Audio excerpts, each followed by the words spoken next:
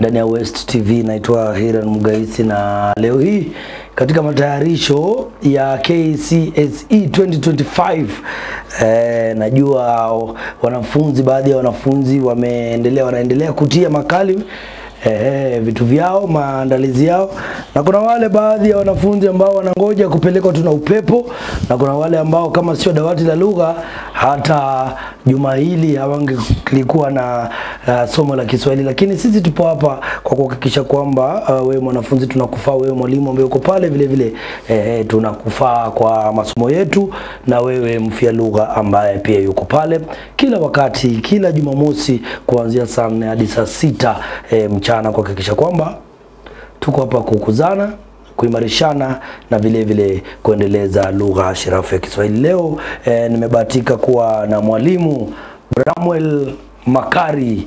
Lakini jina lako la Kimasai ni gani? Ole Makari. Ole wengi wanaita tu Ole kwa maana iko pale. Mwalimu Bramwell Ole Makari. Rafiki yangu sana kutoka hapa Bukembe, lakini mara sio moja anapatikana Umasaini kule. Jana alikuwa ananiambia kwamba kuna tofauti ukitaka kuelewa Wamasai, unagundua kwamba wana kaunti mbili peke yake. Wana kaunti mbili peke yake. Kaunti ya Kajiado na kaunti ya Narok. Narok. Kutokea pale hakuna. Lakini mbona mnawanyima kaunti ya Nairobi? Kaunti ya Nairobi hapo ndipo walianzia wenyewe. Kwanza Nairobi kwa lugha ya Kimasai ina maana kuwa mji ulio na baridi kabisa. Nairobi kwa Kimasai Nairobi wanamaanisha ni baridi. Sasa kaunti yao ni tatu. Sasa inamaanisha kaunti zao ni tatu, lakini sijui waliselelea ile migration. Wakaamua kugura, wao wapendi mambo ya usasa. Nyinyi ndio baadhi ya wanyanyasaji ambao mnawanyima wenzenu haki kwa kuwakatia keki na bado mnauma. Kweli? Tanzania tayari wameshatangaza Rais Samia Suluhu Hassan ashanyakua ubingwa na kura 97.66 ambaye ni kura zaidi ya milioni 1, na ikumbuke kwamba watu ambao walisajiliwa kupiga kura ni watu milioni 37. Sasa milioni 31 wamesema mama tano tena kule, lakini taarifa za hapa na pale, waandishi tumezuiwa kuingia. Sisi wa Kenya hatupiti na manga. Kwa wale ambao wako kule ndani hawana uwezo wa kutuma chochote nyumbani.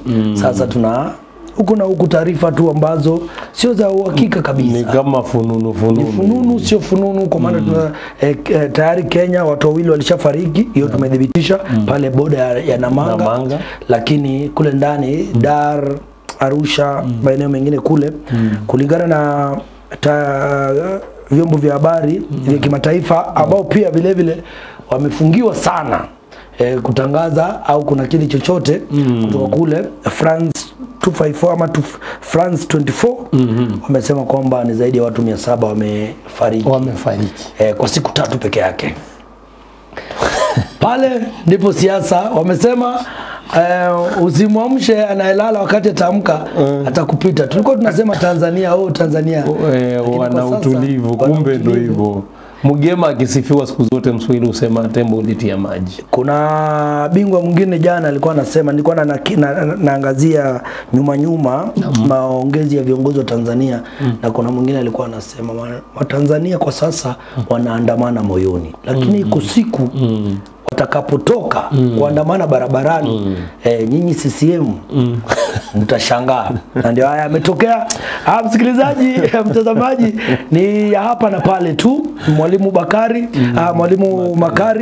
mwalimu wetu kutoka Umasaini kule, atakuwa anatujuza, anatukumbusha shule yake ni gani, alafu kule yeye ndiye kinara mkuu wa idara ya Kiswahili ama vipi, alafu atakuwa anatueleza Wamasai wanakikumbatia Kiswahili namna gani. Karibu mwalimu. Nashukuru. Jambo kwanza. Si jambo. Nyumbani kukoje? Nyumbani kwema. Ndipo kuapa mwezi wa 8 nilikuwa nakwambia mama yuugua, lakini sasa anaendelea kupata nafuu. Anapata nafuu. Na wakati ule pia ulikuwa umekuja, ulikuwa pia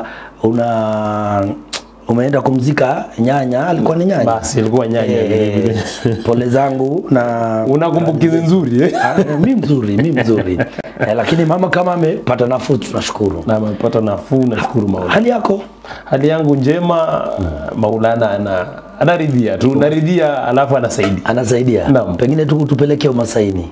Umasaini tu wanafunzi wanakumbatia Kiswahili namna gani? Pengine tupe mchecheto bwana. Tumezoea tu Wamasai wako tu.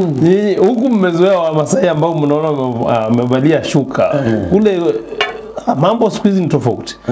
Wanasema machamila mtumwa, lakini ni kama mila zimeanza kusonga zinapotea kidogo, lakini hawajaacha, wapo tu.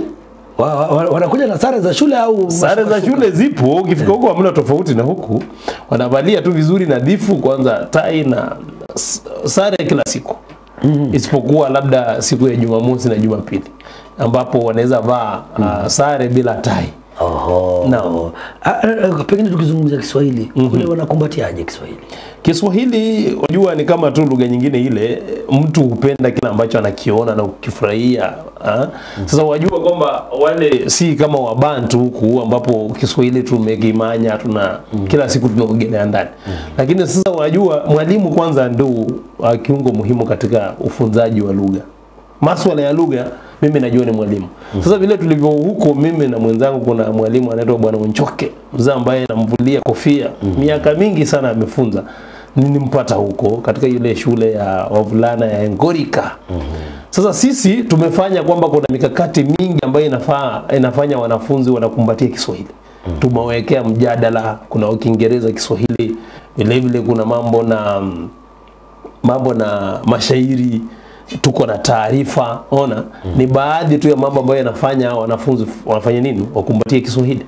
Sasa siku hizi unaona kwamba wanakuuliza mwalimu, mtihani wa Kiswahili ni lini? Yani ari tayari wanayo. Wakiketi wanangoja Kiswahili tutakifanya lini. Kwanza nawaambia kwamba Kiswahili ndicho ama ndilo somo ambalo litawafanya basi wavuke ile ngambo nyingine.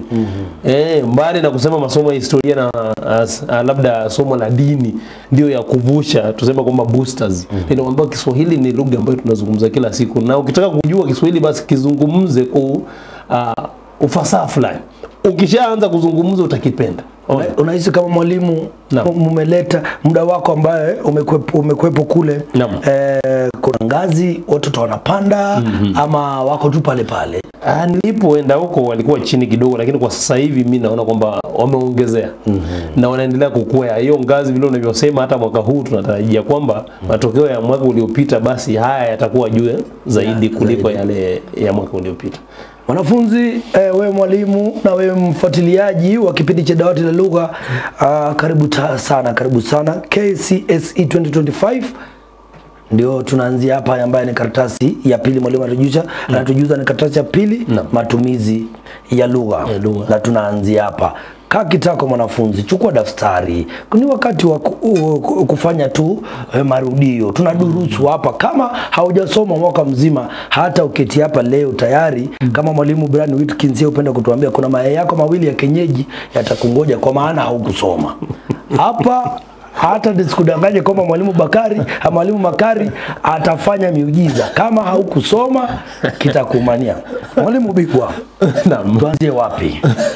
Asante sana. Vile ulivyosema, tunafaa kuangazia matumizi ya lugha. Matumizi ya lugha ndio uti wa mgongo katika karatasi hii ya pili. Unaona kwamba ina alama 40. Ukiangalia ufahamu una alama 15, ufupisho 15, kisha isimu jamii 10.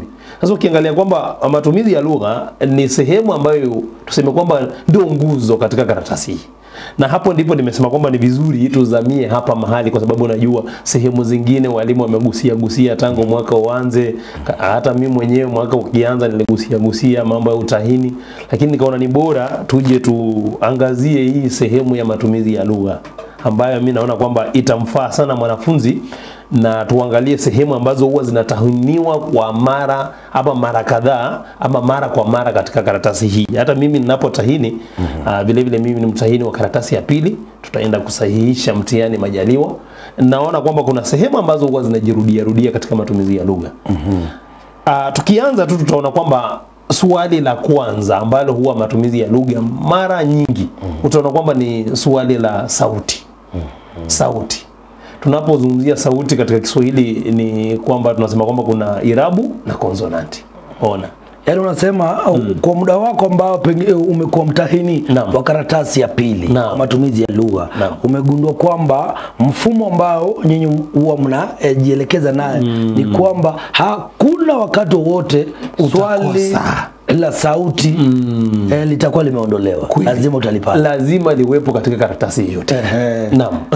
Pengine utupatie kwa mwanafunzi ambaye tayari sasa ushatufunulia kwamba sauti, swali la sauti halitakosa. Ni nini ambacho mwanafunzi kwa sasa, tunamzungumzia mwanafunzi ambaye tayari amesoma. Nimesema leo kwa wale ambao hawajasoma samahani, lakini kwa wanafunzi ambao wamesoma, wamejitayarisha.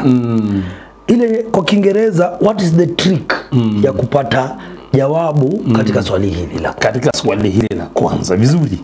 Hapa tutaangazia baadhi ya maswali na ni vizuri nitakurejesha nyuma tuangazie maswali labda tuseme miaka 10-15 iliyopita kuanzia mwaka 2010. Tutakuwa tunaangazia pole pole ili mwanafunzi aje aone kwamba kuna uwiano wa haya maswali kuanzia wakati ule hadi sasa, ambao ukiangalia maswali haya tunaweza sema kwamba yanajirudia. Ona. Sasa tukimwelekeza tu mwanafunzi tu kuanzia mwaka 2010. Swali la kwanza lile ambalo tunasema kwamba ni sauti, lilikuwa tunasema toa mfano wa neno lenye muundo wa silabi ya irabu pekee.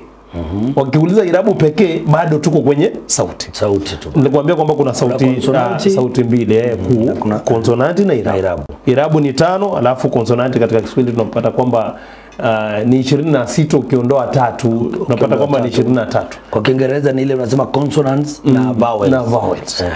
Mwanafunzi azingatie kwamba hakuna Q na hakuna X. Sasa pale kwa Kiingereza na kwa Kiswahili. Kiswahili wanasema kuna Q na hakuna X. Hakuna X na hakuna C. C ile imeenda kwa Kimombo C. Kwa mfano kwa Kiswahili kwa Kiingereza kwa ama ika inaitwa cha. Unaona kama Q ni kwa. Kwa. Alafu X sasa sijui ni alama ya makasi. Hapa pale tunasema kisaksa. Wale watu wa kisaksa. Akikusalimia anakuambia X2. Acha kisaksa. Alafu tena C haipo na kama ni ile cha basi tunaweka CH. Sasa ile ile C haipo kabisa.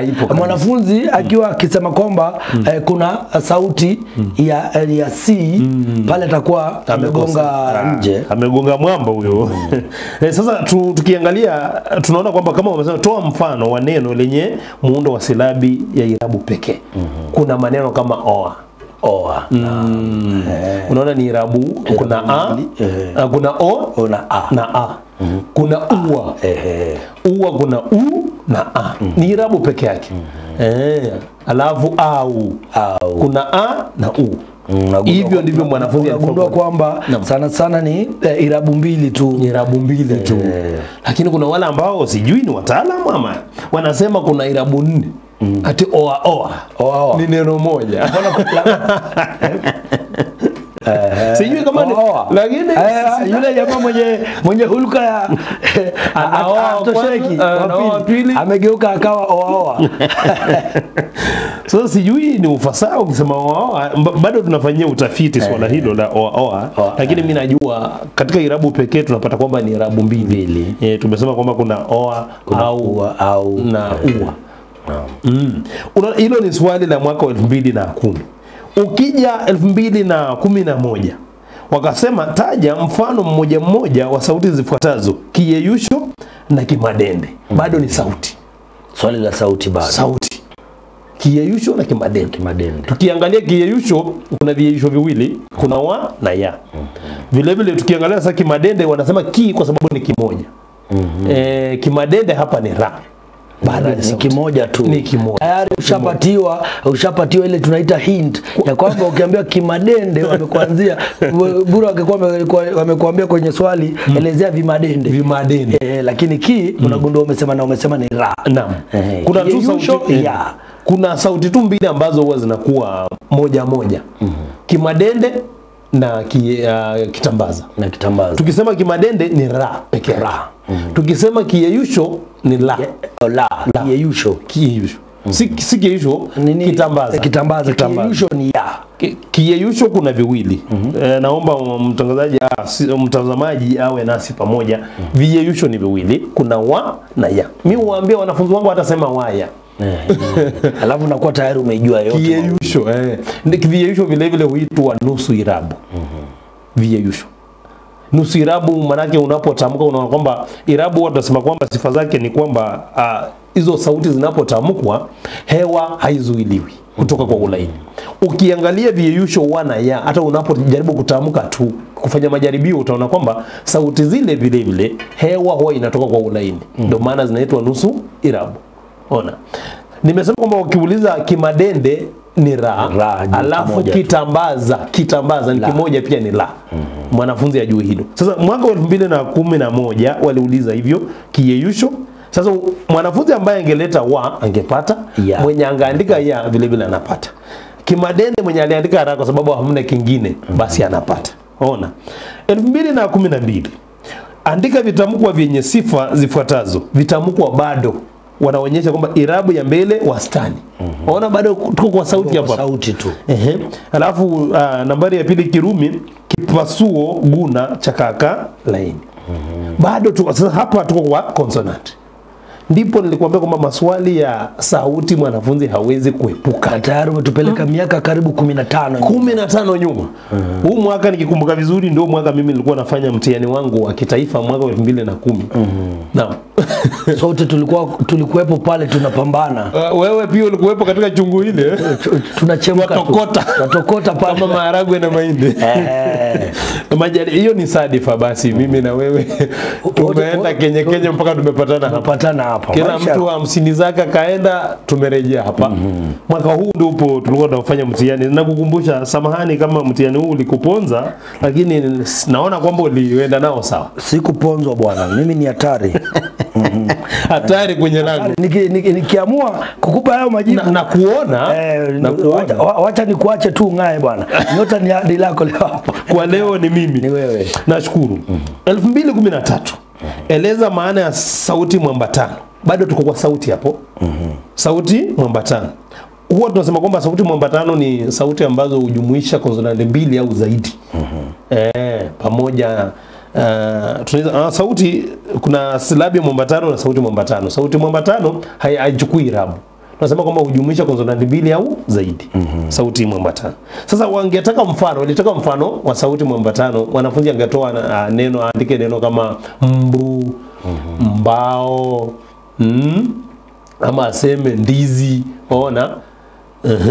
Maneno kama hayo ndipo unaona kwamba mbweha na kadhalika.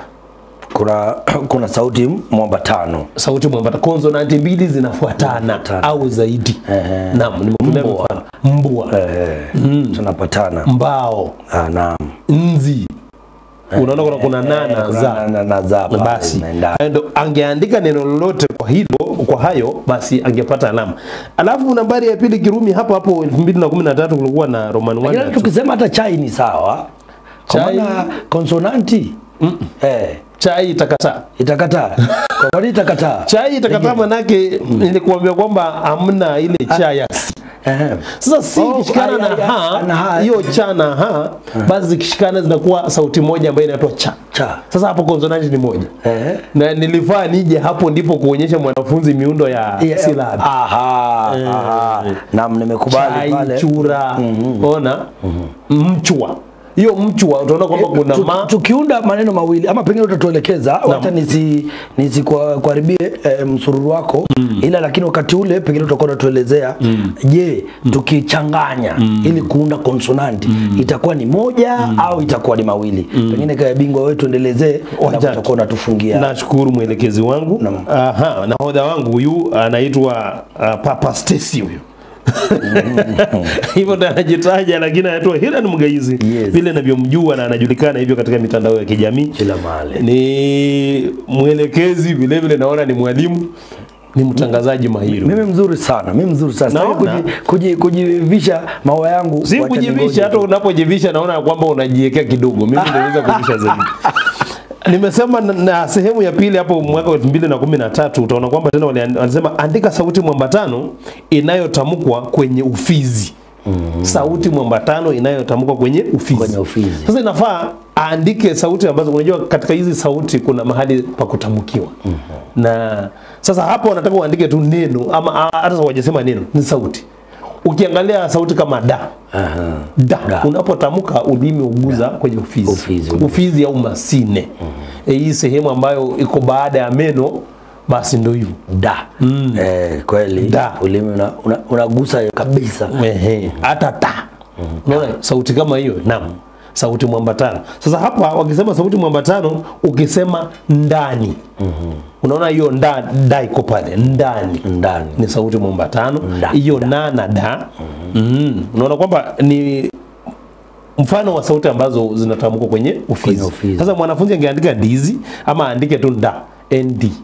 Na da, basi mwanafunzi huyu angekuwa katika nafasi bora ya kupata swali hili. So, pengine mwalimu pale mwanafunzi anaandika jina au anaandika sauti. Vizuri sana kwa swali lako, umesema tu sauti. Hata akiandika na da, yani kama sauti tu andike n na d. Natumia kimombo ndipo labda tuelewane na watazamaji wetu. Nimesema wewe mwanafunzi ambaye tayari umesoma, tupo hapa kwa ajili yako. Hata tukichanganya tuko kwa namna tunadurusu. Unajua kuna wengine wakisema da ama da na mwalimu kasema nini? Kasema nini? Lakini bila alivyosema mwenzangu kama ulisoma sawa. Lakini kwa usahihi pengine uko unatuelezea wakati wanakuambia ni sauti, tuandike sauti, pengine tusiandike neno. Ili walimu wengine wanaweza kukuadhibu tu kwa kutokana na hilo. Sasa hapa wakisema sauti, mwanafunzi akiandika na da atapata. Na hata yule ambaye ataandika neno mara nyingi tukisahihisha tunaangalia huyu mwanafunzi hilo neno ameandika kweli kuna zile sauti, na akiandika ni vizuri basi apigie mstari. Akiandika neno kama ndizi, ndimi. Sasa pale vyema akwa ameonyesha asiandike tu ndizi na akatuachia pale, mwalimu hata anaweza sema yeye aliona zi. Alafu unaona atafeli makasi. Akiandika neno apigie mstari. Lakini akiandika sauti aandike tu na da atapata. 2014 andika neno lenye muundo ufuatao: irabu, konsonanti, irabu. Ona, bado tuko sawa. Irabu, konsonanti, irabu. Wamesema aandike neno. Pale swali limekuja moja kwa moja. Andika neno sio sauti. Hapo si sauti. Irabu, konsonanti, irabu. Naam. Ni vile vile tuko tu hapo kwa sauti mwambatano. Neno kama umma. Kuna inakubalika mani mbili sio? Mani mbili alafu na umma. Utaangalia u ni irabu alafu ma moja ni konsonanti, ma nyingine konsonanti alafu na konsonanti. Vizuri sana. Ulikuwa mwanafunzi mzuri katika Kiswahili. Ningekuwa mwalimu wako ungenicharaza viboko. Ningekuwa natembea nawe karibu. Ungekuwa zaidi. Nashukuru. Akiandika neno imba vile vile atapata. Imba atapata. Alafu kuna alafu kuna ba, alafu kuna hapa ilikuwa rahisi sana kwa mwanafunzi kwa sababu amesema neno na wamemwelekeza.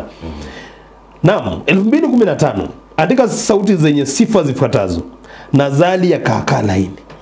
Wakisema nazali ni sawa na vile viyeyusho vile ambavyo tumezungumzia sasa. Sawa, samahani, nazali ni vingongo. Vingongo au vipua. Waona? Zile sauti za kutoka puani.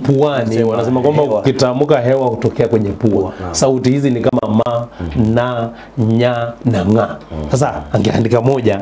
Alafu kikwamizo guna cha midomo na meno. Kumbuka hapa wanafunzi tunasema midomo, si mdomo. Mdomo mmoja huwezi tamka. Mdomo yani ni lips. Lakini kuna mara mingi walimu nyinyi mmependa yani huwa mnajikia kwamba tumejua. Lakini utagundua kuna wanafunzi hawafahamu utofauti wa mdomo na kinywa. Hawana kabisa. Ndio hivyo sasa. Sasa kinywa ndo ndani ya mdomo. Mdomo ni lips. Na unasema lips hakuna vile utatamka na ukikosa. Ukiwa na mmoja hautatamka. Ndio maana kuna wale watu wenye tatizo kimaumbile. Kimaumbile unapata pengine hana juu, mdomo anakuwa na matatizo kutamka, basi na kwa shida.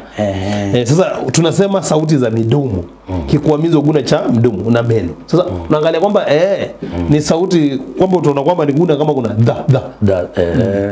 na kuwa ama kuna va va. Hiyo sauti va ndio ya midomo na meno, va. Na ni guna. Guna ni sauti ambayo unapotamka kwamba kuna mtetemeko wa nyuzi sauti. Ama kuna mrindimo. Au tunasema sauti nzito. Unaposema da, unaona kwamba kuna mgurumo fulani. Wao naambia wanafunzi ukitaka kujua basi ni vizuri ujaribu kuziba masikio hivi, alafu utamke zile sauti mbili. Ukisema va na fa, unaona kwamba kuna moja ambayo inatetemesha. Kwa hiyo ukiweka va unasikia mtetemo upo, na ukisema fa kama laini hivi, imelainika kabisa. Sasa wakitaka hiyo kama kikwamizo guna cha midomo, basi hiyo ni da. Samahani, ni va. Va. Unaona kwamba alafu siguna ni fa natoka. Naam. Safi. Wanauliza vile vile ni irabu ya nyuma wastani. Irabu sasa hapa ni kama sasa rahisi, wakiuliza swali lolote la irabu wanaambia wanafunzi kuna mchoro ambao huwa anachora kwamba ni mchoro wa pembe tatu ama triangle hivi ama trapezium. Unaona ukichora hivyo itakuwa rahisi kwa mwanafunzi kutambua mahali ambapo irabu zinatamkwa. Sasa wakiuliza kwamba irabu ya nyuma wastani, utaona kwamba hiyo ni o. Yaani katikati, wastani ni katikati, nyuma kati. Ni o. Irabu za nyuma ni mbili, kuna o na u. Za mbele kuna e na i. Alafu irabu ya chini wastani ni a. Sasa hapo umeuliza irabu ya nyuma wastani ambayo ni o. Alafu kiyeyusho cha kaka gumu, unaona kwamba kiyeyusho tumesema kwamba kuna viyeyusho viwili, kuna wa na ya. Na mwanafunzi aweze kusema waya. Aseme tu waya. Amebeba kikapu kizima. Unajua kuna utaratibu fulani nakumbuka katika kemia tulikuwa tunaambiwa kwamba hizi ni formula za kushika hizo zile periodic table. Sasa katika Kiswahili pia tunasema tu waya. Tuone kwamba iko kama formula yetu. Sasa waya wataandika wa ile w na ya ile y. Hizo mbili. Sasa lakini sasa umesema kwamba kiyeyusho cha kaka ngumu. Ukiangalia wa ni ya midomo. Sasa tumebaki na moja. Mwanafunzi bila shaka jibu lake litakuwa nini? Litakuwa ya. Unaona? Walitaka tuandike kila sauti kivyake. Unaona hapa kulikuwa na alama 4. Sasa mwanafunzi ambaye alimakinika vizuri maswali ya sauti akaelewa kwamba ile inverted pyramid ambayo ilikuwa imechorwa darasani anaipata virahisi sana. Anaipata kwa urahisi sana kulinganisha na yule ambaye ulisema kwamba kuna wale ambao wanasubiri tu kupewa dawati la lugha ili wajifunze sana. Wiki nzima hawako darasani. Naam. Haya, mwaka wa 2016 tukawa na ni nini maana ya silabi? Silabi. Maana ya silabi. Silabi huwa nasema ni pigo moja la tamko. Pigo moja la tamko. Ukisema ba za, ilo pigo moja ama tamko moja katika neno basi ndo silabi. Sasa umeuliza tu mwanafunzi nini maana silabi, alafu anapewa alama moja ya zile za bure tu. Kusema tu silabi ni nini? Pigo tu. Maana pigo moja katika tamko. Pigo la tamko. Ama hata tamko moja katika neno. Hivyo mwanafunzi alifaa kupata. Alafu wakauliza hapo sehemu inayofuata kwale hilo na pengine mwalimu samani kwa kuchachawiza. Ukisema kwa maana haya ni silabi, tumegundua kwamba wewe inakuja ni sauti mwingiliano wa sauti mbili, sauti mbili kwa pamoja. Je, wakiniuliza silabi ni nini kuliko niseme pengine tamko katika neno ama tamko moja katika neno na niseme tu ni pengine ni mfungamano wa sauti mbili. Hapo ukisema hivyo mimi kama ama pengine tukienda tatu, mbili au tatu, kwa mfano nikileta lile neno ambalo la kwanza pengine kwa chai, labda nasema cha. Asante, umeuliza swali nzuri kwa niaba ya wengine. Kwa niaba ya wengi. Ukisema kwamba silabi ni sauti mbili, basi utakuwa umekosea, manake kuna maneno ambayo tulianza nayo ambayo yanaundwa na irabu pekee. Unaposema o, irabu. Hiyo o ni sauti. Ukisema a ni sauti nyingine. Si lazima iwe kwamba ni sauti mbili zimeshikanishwa. Unaweza pata kwamba ni silabi lakini ni neno moja. Ni sauti moja tu. Silabi inaundwa kwa kweli ukileta pale maneno kama ya mwanzo utagundua ni konsonanti fulani lakini imejisimamia peke yake kisauti. Sasa inasalia kuwa ni silabi kivyake. Kwa mfano neno hata mtu. Unaona mtu ukitenga silabi hiyo ma inajisimamia peke yake. Naam. Inajisimamia peke yake. Asante bingwa. Naam. Si lazima si kwamba si lazima kwenda inaweza kuwa hata sauti moja. Si lazima ziwe mbili ndio zitengeneze silabi. Naam. Tukiendelea mwaka 2016 wakasema nambari ya pili Kirumi. Tunga neno lenye muundo huu wa silabi. Irabu, konsonanti, irabu. Unakumbuka ile swali limeulizwa kule nyuma? Naam. Limeulizwa kule nyuma, limerudiwa tena. Limerudiwa. Sasa tukasema kwamba utapata neno kama imba. Ulitoa neno kwa mfano umma. Waona kwamba ungekuwa hapa umerejelea tena karatasi hizi, basi wewe ungekuwa katika nafasi bora. Na natumai sasa tumefika mwaka ngapi pale? Huu ni 16 2016. Sasa kuna uwezekano mkubwa kabla tufike 24 uwezekano mkubwa wa kurejelewa maswali, hata tutagundua pia bado tutapata swali kama hilo bado. 2013 ndio waliuliza hilo swali. Alafu baada ya miaka miwili baadaye wakaja wakauliza 2016. Sasa unaona kuna maswali ambayo mwanafunzi anafaa aanze kukaa makini. Sio eti kama walitahini swali mwaka uliopita ama miaka miwili iliyopita hawezi rejelea. Wanaweza rejelea ile swali. Sasa mwanafunzi ni vizuri sasa yao anatangamana na karatasi za mitihani ya kitaifa ya awali. Yaweza kumsaidia kujibu maswali kama haya. 2017 andika tofauti moja kati ya sauti zifuatazo. Sauti ya kwanza kwa kupea nga na ga. Nga ni ng, alafu wanaweka ritifaa pale mbele. Sasa wakiuliza tofauti kwa sauti hizi ya nga na ga, na si moja, ilikuwa nambari ya kwanza Kirumi mpaka 4. Kuna nga na ga, kuna va na fa, kuna ra na la, kuna ma na na. Basi nambari ya kwanza Kirumi hadi ya 4 Kirumi. Yani ni Roman 1 up to Roman 4. Unaona kwamba wameuliza tofauti. Hizo sauti ni nusu. Alafu unakuja hapo unapata kwamba kama ni nga utasema kwamba ni kingongo. Alafu ukienda ga ni kipasuo. Vile huwa tunauliza mwanafunzi kabla aanze kujibu swali la sauti, kuna vigezo ambavyo huwa tunatumia kujibu swali hili. Vigezo vya kuainisha konsonanti. Mwanafunzi anafaa ajue aina ya konsonanti. Vile ajue mahali ambapo konsonanti hiyo inatamkiwa, sehemu au mahali. Alafu muguno tunamaanisha kwamba kuna sauti ambazo ni guna na zingine si guna. Konsonanti ina vigezo vitatu kama tu ilivyo irabu. Mwanafunzi akiuliza swali la konsonanti akumbuke mahali, aina ya konsonanti, mahali pa kutamkiwa, alafu muguno wa sauti. Wakiuliza irabu kwa mguno tunaambia kwamba kuna guna, siguna na anaguna au nzito na ile hafifu. Ambapo mwanzo ulikuwa umetufafanulia kwamba ni ile vibration. Ukitaka kuipata vizuri kafunge tu masikio alafu tamka utasikia. Iwapo ina mrindimo hiyo ni guna. Iwapo inatoka tu haina kwa ulaini hiyo si guna ama sauti hafifu. Naam. Nashukuru kwa kunisaidia. Alafu sasa hapa unaona kwamba kuna va na fa. Sasa hapa tunaangalia nifanyie ile mfano. Nishafanyia mfano sasa. Unaona kwamba zikiwa sauti mbili zinafanana hivi, ukisema aina ni vikwamizo vyote. Unaona? Sasa hapa hatutaangalia kwa sababu wanataka kwamba uangalie tofauti. Tofauti ni kwamba moja ni guna na moja si guna. Unaona sasa vile maswali yanakuja? Kweli. Sasa hii va tunachezewa tu kidogo tu. Maswali haya si magumu.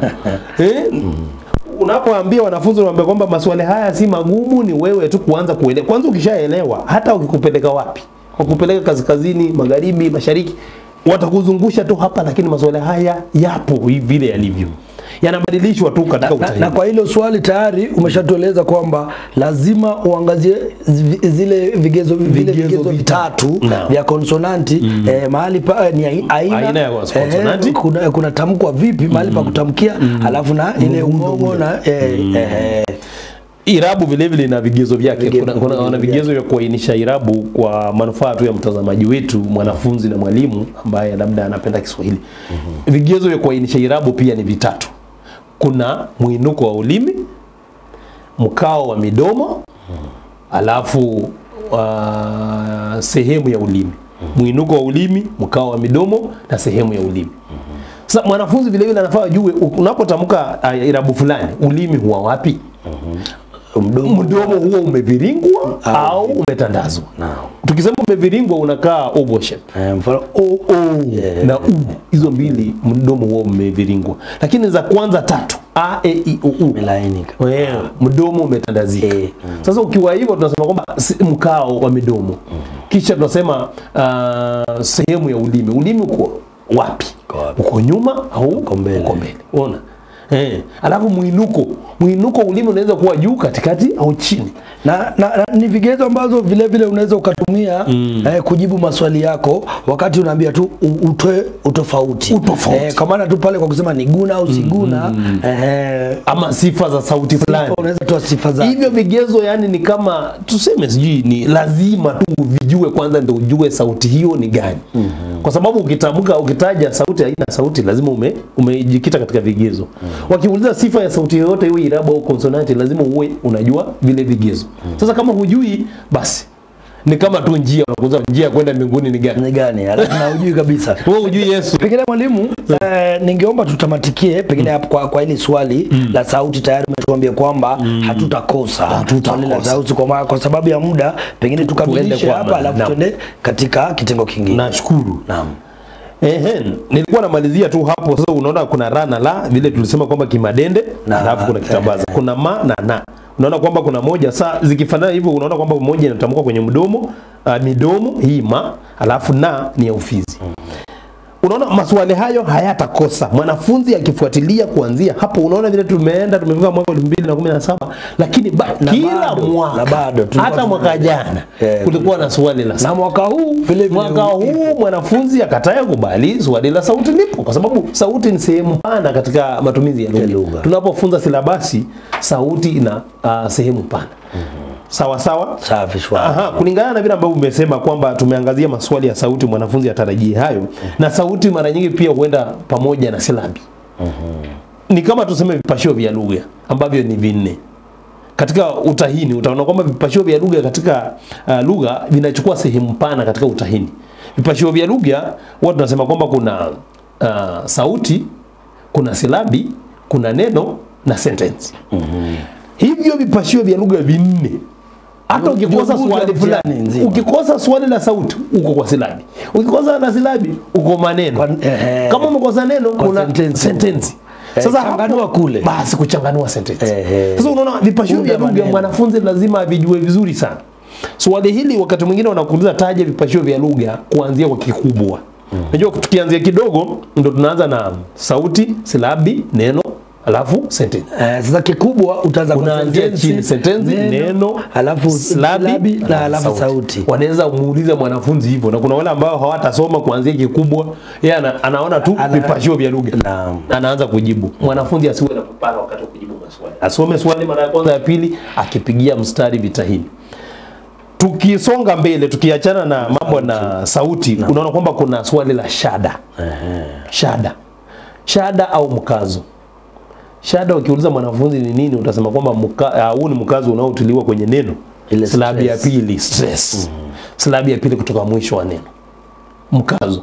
Unaona kwamba inaweza onekana kwamba ni rahisi, lakini wakiuliza wanafunzi utapata kwamba wanafunzi wengi huwa wanachemsha swali hili. Umesema inapatikana kwa silabi ya pili kutoka mwisho wa neno. Unajua kutoka upande wa kushoto kwenda huku ndio mwanzo. Ukiandika neno unaanzia upande wa kushoto ukielekea kulia. Lakini nasikia Kiarabu sijui kama Kiarabu nasikia unasikia kulia ukienda kushoto. Nasikia tu haipo hivyo inafanyika hivyo. Hivyo. Sijajua hilo, nitafanya utafiti zaidi. Sasa upande wa kuanza kuandika upande wa kushoto kwenda kulia, basi huo ndio mwanzo, upande wa kushoto. Alafu upande wa kulia ukielekea huko mwisho, huko ndio mwisho. Sasa ndio tunamaanisha. Sasa neno mwanafunzi anaangalia kutoka upande wa kulia. Si kushoto. Najua kuna wengine pia ukisema weka shada katika neno, anahesabu tu silabi mbili za kwanza, moja mbili. Si hivyo.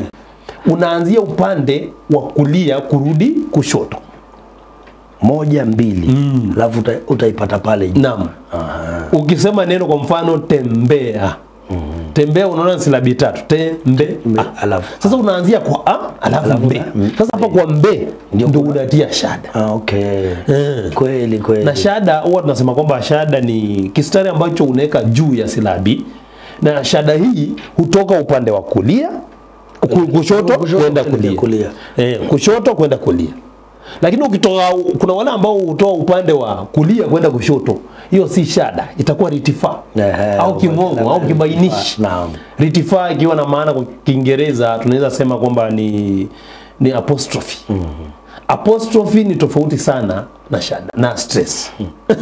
Na kwa kweli tayari hata kwa yule mwanafunzi ambaye tayari bora ajue silabi tayari ukimpa neno lolote na umwambie tayari aweke shada alama ya shada mkazo anapata tayari. Hata mtoto yeyote ukimwambia tu bora ambaye anaelewa maana ya ukimwambia silabi ya pili kutoka mwisho ambaye ni kulia kwa neno lolote anapata vile. Sina bosi ukiambia mtoto tembea ina silabi ngapi? Tatu. Tembe a.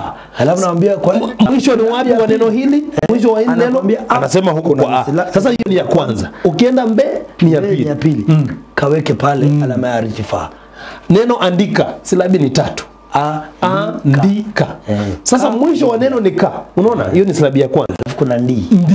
Sasa unatia kwa hiyo ndi na tumesema kwamba unatoa upande wa kushoto kuelekea bado kulia, lakini jawabu unahesabu kutoka kulia ukirudi kushoto. Naam, kabisa hiyo. Alafu tunasema kwamba shada si lazima tu waeke hiyo alama, anaweza pigia mstari chini yake. Wakisema kwamba onyesha silabi ambayo inatiwa shada katika neno hili. Nakumbuka mwaka wa 2022 ama 3 hivi walikuwa wameuliza swali la shada na ikasemekana kwamba si lazima aweke ile ritifaa ama ile alama ya mkazo, anaweza pigia mstari chini yake ama akaweka ndani ya mikwaju miwili.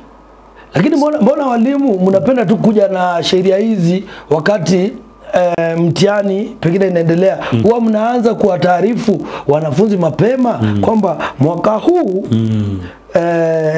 vigezo ambavyo vimeweka vya kusahihisha mtihani ni kwamba utakapoweka sio lazima ututumie alama ya ritifaa, unaweza ukapiga tu mstari. Huwa mnawaarifu wanafunzi au mnawaacha wanafunzi waogelee wenyewe kwenye maji baridi?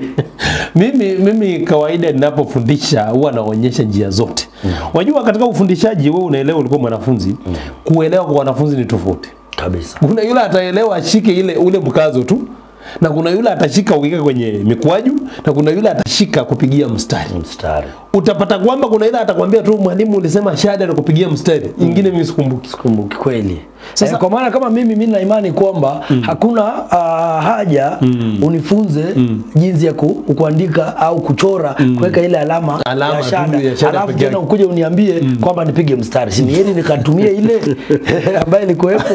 Watu tunapeana nyingi ili yule ambaye labda hata shika moja ashike. Ni kama tu hisabati, walimu wakikufundisha wanakuambia kuna njia nyingi za kufanya hii hisabati fulani. Sasa kuna yule atashika ya kwanza, ya pili, mwingine atashika ya tatu. Na hivyo ndio vizuri. Na yule atakayeshika zote basi atakuwa na manufaa makubwa sana. Sasa unaona kwamba waliuliza shada. Shada sasa unatia silabi ya pili kutoka mwisho. Tukiwa na mwingine atauliza, mwalimu na neno ambalo lina silabi mbili tu. Kwa mfano oa, ua, zile maneno ya irabu. Utatia wapi? Swali hilo ni nzuri. Vile vile unahesabu tu sauti ya mwisho hapa ni kama ni oa. Hiyo a ndio ya mwisho. O ndio ya pili kutoka mwisho. Basi tia kwa o. Kwa o. Hiyo a ni silabi ya mwisho, alafu o ni ya pili kutoka mwisho. Sasa natia tu kwa o. Umenikanganya na kupa mjarabu wewe. Umenipiga nje kabisa. Neno oa. Nina o na nina a. Naam. Alafu umeniambia ni hesabu mbili. A ni ya kwanza kutoka mwisho, alafu o ni ya pili. Inakuja vivyo hivyo tu. Hivyo. Hatari hiyo. Safi sana mwalimu.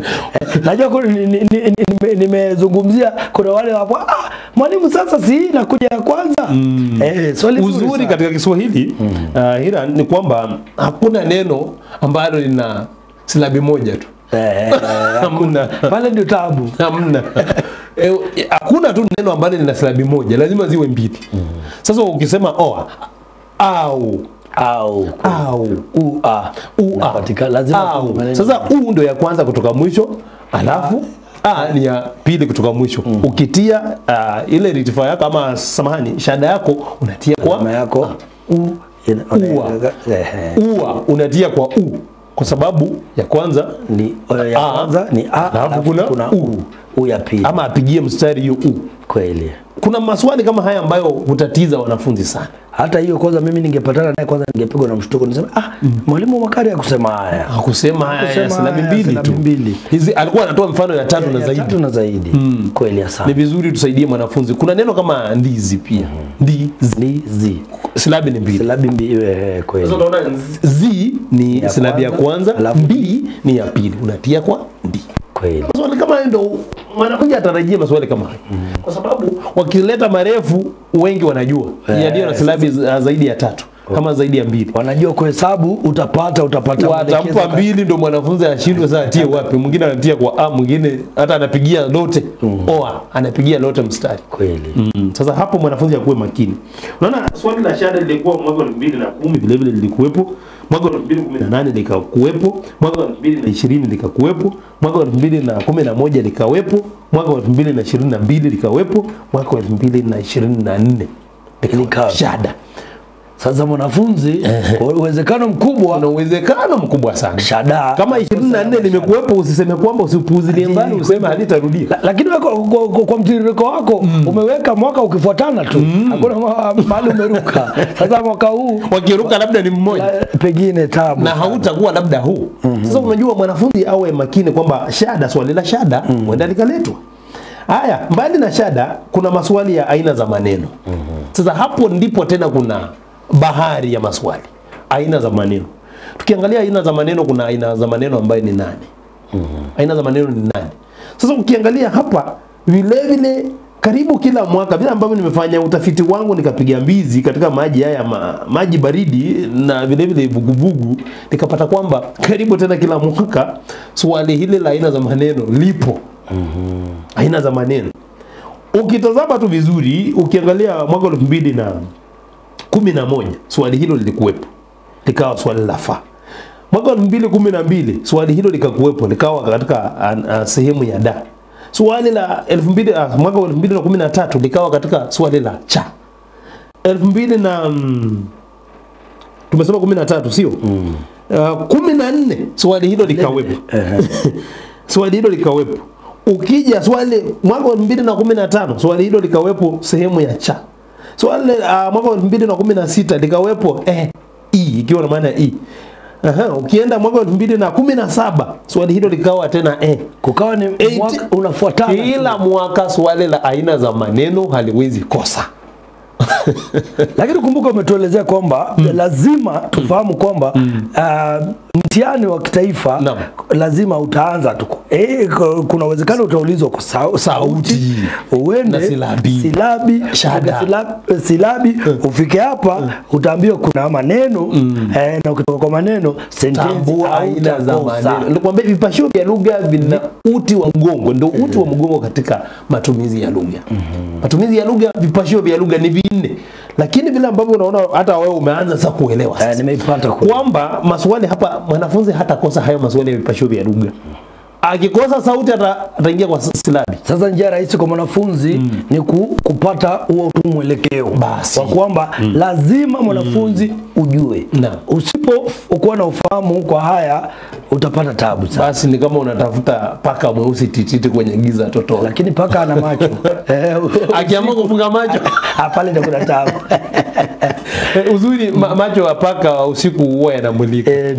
Lakini pia umuliko wakati umeimulika. Na kama analala hivi bado kuna tabu. Basi labda usikie ngoroto wake tu. Bure kumpate na ungi bado. Na pia vile vile angoroti tu popote. Ngoroti popote. Pengine lazima koe anapapaswa mahali. Unaona sasa swali la aina za maneno kila mwaka limekuwepo. Nikifanya uchanganuzi wangu unaona kwamba tulikuwa tumefika 18, 19 lilikuwepo, 20 likawepo, 21, 22, 23, 24. Vile vile swali hilo limekuwepo da. Nambari ya Kirumi 2. Wameuliza aina za maneno. Sasa unaona katika utafiti wetu miaka 15 iliyopita tayari umetupeleka mwaka 2010. Naam. Mpaka sasa hivi mwaka huu wa 2025 mwanafunzi anaweza jua tu kwamba kuna maswali sehemu fulani sifai kupuuza. Kweli. Tukisonga mbali na swali la aina za maneno. Kuna swali la mofimu. Mofimu kweli. Mofimu. Swali la mofimu unaona kwamba hilo pia ni swali ambalo utaona kwamba limetahiniwa zaidi ya mara 1, 2, 3 kuanzia ile miaka ambayo nimerudi nyuma. Mofimu wanasema kwamba ni sehemu ya sentence, sehemu ya neno ambayo haiwezi gawanywa zaidi na ina maana. Sehemu ya neno iliyo na maana lakini haiwezi gawanywa zaidi tena. Kama zaidi haiwezi kugawanywa. Vile vipashio katika neno ndio tunasema ni mofimu. Na katika mofimu kuna aina mbili za mofimu. Kuna mofimu huru na mofimu tegemezi. Mofimu huru ni ile ambayo inajisimamia kama neno tu. Ukisema mama, kuku, ng'ombe, hilo neno haliwezi gawanywa zaidi ya hapo. Unaona? Hata ukiwa wengi utasema kuku walikuwa 100 milioni 1. Hauwezi si makuku. Kina mama, huusemi wa mama. Nasikia wengine wanasema wa mama. Na inatumika sana. Inatumika sana. Huo mkutano ni wa mama si wa baba. Tulienda kwa mkutano wa mama tulikula. Tulikula makuku kwa mkutano wa mama mahali. Makuku yalikuwa mengi. Unaona hizo nomina ambazo zinajisimamia. Sasa kama ni mtu, kama ni watu, kina mama, kina baba. Si wa baba. Kina baba, kina mama walikuwepo. Na wengine wanakosea wakisema akina. Usiongeze a. Ni kina. Kuna wakati ambapo waliuliza maana ya neno kina. Maana mbili. Ya kwanza ni urefu labda kwenda chini. Kina cha shimo, sio? Na si kina cha mti, si kina cha mti. Tunaenda chini. Urefu kwenda chini. Alafu kina vile vile kutumika kwa nomina ambazo hazina umoja wala wingi. Kwa mfano kina baba, kina mama, kina kaka, kina dada. Na ukumbuke unasema kina watoto. Tuko maharibu sana. Watoto ina umoja na wingi. Sasa kwa mofimu hapo tunaona kwamba tukianzia ule mwaka ambao tumeanza kuchanganua, mofimu ilikuwepo mwaka wa 2013, 15, tukawa nayo 16, tukawa nayo 17, tukawa nayo 2020, tukawa na mofimu vile vile mwaka wa 2023, 24 vile vile.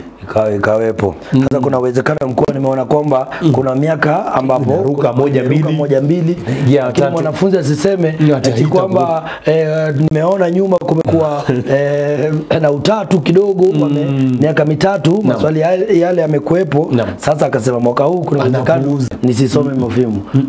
Uzuri wa kutahini hamna kigezo cha kusema kwamba ulitahini ile swali mwaka uliopita usitahini tena. Linaweza tahiniwa mara hata 3 mfululizo. Unaona? Mara 3 mfululizo. Na ni lile swali tu. Unaona? Sasa hapa mwanafunzi asipuuzilie. Nataka tu kumuonyesha picha. Ambaye anasema kwamba kama lilitahiniwa likaruka miaka 2, huu ni wa 3, basi litarudiwa. Na hapa unaona kwamba kuna miaka ambayo imefuatana. Unaona? Kuna 13, kuna 14, alafu kuna 15. Unaona kwamba imefuatana mitatu, hata 16. Sasa unaona imefuatana. Sasa haitakuwa tofauti mwaka huu kwa sababu mwaka uliopita walitahini mofimu wakalipuuza isikuwepo. Soma mofimu. Na mofimu wanaweza kuuza aina za mofimu au waseme ainisha mofimu. Kuna kuainisha mofimu kwa mfano neno cheza, alicheza. Kuna a, kuna chezi kama mzizi, alafu a. Mwanafunzi pia ajue namna ya kuainisha vile vijisehemu vidogo vidogo katika mofimu. Ona. Asipuuzilie mbali. Tukisema a, tunasema kwamba ni mofimu ya nafsi ya 3 umoja. Chezi ni mzizi. Alafu a ni kiishio. Unaona? Lazima fahamu pakubwa. Tuendelee mwalimu. Tukisema aliyechezewa, a ni mofimu ya nafsi ya 3 umoja, alafu ye ni mofimu ya kirejeshi ama kirejeshi o. Mwalimu, pengine tutakuwa tumebaki na vitengo vingapi ili tuweze kukamilisha pengine matumizi ya lugha. Ndio nijue tunaomba dakika ngapi za sehemu ya pili. Nimeona ngapi? Tayari tushaingia dakika kama 6. Tumebaki tu na shamirisho, vitengo viwili, shamirisho na kishazi tu. Sasa naomba tuchangamkie tu hayo. Naam, asante. Mofimu vile vile huambatana na viambishi. Wakikuuliza viambishi, aina viambishi, labda aina viambishi kuna tu viambishi awali na viambishi tamati. Bila awali huja kabla ya mzizi, vile tamati huja baada mzizi. Unaona, sasa ukiuliza aina ya viambishi, ainisha viambishi katika neno hili, utaona kwamba vile tu tumesema mofimu ya katika viambishi tunasema kiambishi cha. Sasa tofauti tu ni labda upatanisho wa kisarufi. Haya, tukipiga hatua, kuna swali la shamirisho. Swali la shamirisho ambalo ni sawa na yambo ama kisawe chake ni yambo. Sasa shamirisho unaona kwamba pia mwaka wa 2000 na kuanzia mwaka wa 2010 walianzia mwaka wa 2020 na si ati walianzia, lilikuwepo mwaka wa 2011, mwaka wa 2017, limekuwepo mwaka wa 2021, 22, 24. Swali la shamirisho. Na kama si shamirisho unauliza yambo. Ona, wanafunzi anafaa awe makini na hayo maneno mawili. Aina za shamirisho si kufunzwa. Yambwa ni sawa na shamirisho. Lakini ukiulizwa eleza shamirisho ama onyesha aina za shamirisho, jibu lake liwe na maneno shamirisho. Wakisema yambo. Kama shamirisho kuna aina 3. Shamirisho kipozi, shamirisho kitondo, na shamirisho ala. Na ukisema yambwa itakuwa yambwa tendwa, yambwa tendewa na yambwa ala. Majibu kweli yanajitokeza tofauti pia. Wakiuliza hivyo mwanafunzi, na shamirisho kitondo au yambwa tendewa ni yule anayetendewa. Shamirisho kitondo. Alafu shamirisho kipozi ni kile ambacho kinatendwa. Alafu shamirisho ala ni kile kilitumika kutenda. Kwa mfano, nikisema baba alimwandalia mama chai. Baba alimwandalia mama chai kwa kikombe. Ona, kwa kikombe. Sasa aliyeandaliwa ni nani? Baba. Ndio shamirisho kitondo. Ama yambwa tendewa. Alafu kilichofanywa, kilichotendwa ni chai. Shamirisho kipozi au yambwa tendwa. Alafu ala kilitumika nini? Kikombe. Sasa mwanafunzi awe makini kwa hayo. Tukimalizia sasa kwa vishazi utaona kwamba maswali pia yamejirudia kuanzia mwaka wa 2013 yakaenda mwaka wa 2019, 20. Unaona kwamba hapo hayaja kuwa kila mwaka, lakini sio sehemu ya kupuuzwa. Si sehemu ya kupuuzwa. Kwa mfano O inakuwa na alama 2, 3 hata 4 wakati mwingine. Sasa vishazi huwa tunaona kwamba kuna vishazi aina mbili. Kuna kishazi tegemezi na kishazi huru. Kishazi tegemezi ni kile ambacho hakijisimamii kimaana. Yaani kinapungukiwa. Alafu kishazi huru hujisimamia kimaana. Unaposema chochote ambacho ni tegemezi kina kumaanisha kina maana kamili. Ndio kishazi tegemezi. Alafu kishazi huru ni sehemu ya sentensi iliyo na maana kamili. Pengine uliwahi pekua kirai. Virai pia sina hapa zile takwimu, lakini kirai pia ni swali ambalo mwanafunzi hafai kupuuza. Unaona? Ukiangalia virai ni aina 5. Kuna aina 5 za virai. Kirai nomino, kirai kivumishi, kirai kielezi na kirai kihusishi. Hamna virai mwanafunzi anafaa jua. Unajua kuna aina za maneno tu. Hamna virai viwakilishi, hamna virai viunganishi. Unaona? Na hamna kirai kihisishi. Hizo 3 unaondoa. Ndiposa kwa aina za maneno 8 tukiondoa 3 tunabaki na 5. Tumesema kuna kirai nomino, kirai kivumishi, kirai kielezi, kirai kihusishi na kirai kitenzi. Hizo ni ngapi? 5. Mwalimu, mwanafunzi ambaye tayari anajinoa makali kwenda kwa kufanya mtihani wa kitaifa karatasi ya pili, tumezungumza nawe na natumai ndio itakuwa marudio yetu au itakuwa ni kudurusu kwetu kwa mwisho kwa hadi mwanafunzi aelekee katika mtihani. Anapoenda katika chumba cha mtihani na kukabidhiwa karatasi ya pili, matumizi ya lugha kuwa safe kwa Kiingereza, anafaa ajizolea alama gani pale? At least wanasema hapa will be a bit safe. Karatasi ya pili ina alama 80. Asante kwa hilo swali, ina alama 80. Sasa mwanafunzi atakayepata, tuseme tu kwamba wengi ambao wanapata hata tuseme tu 50 juu ya 80. Alafu apate tena ile nyingine 50 juu ya 80, tuseme kwamba karatasi ya 3 pia ina alama 80. Apata 50. Alafu insha ndio ambayo tunaona kwamba ni rahisi, apate labda 30 kuendelea. Huyo mwanafunzi unajua atakuwa na ba. Tayari atakuwa na ba. Na hata akipata insha isiwe 30 iwe 25, baada atakuwa kwa ba ondoa. Atakuwa amebuka. Unaona kivuko chetu tunaangalia kwamba ni cha ongeza C+ wastani. Sasa mwanafunzi akipata 50 juu ya 80 kwa sawa, yuko sawa. Lakini yale tuseme kwamba kwa sawa, lakini yule ambaye yu sawa zaidi akipata hata 64, kuna mwanafunzi anaweza pata 64, itakuwa alama 80 katika hiyo karatasi tu. Mwanafunzi ana uwezo wa kupata kwa matumizi ya lugha, anaweza pata yote. Kitu ambacho kukosesha wanafunzi alama katika karatasi hii, siku nilitaja wakati mwingine mwaka fulani nilipokuja hapa tukaangazia makosa. Kuna makosa ya ijai na sarufi.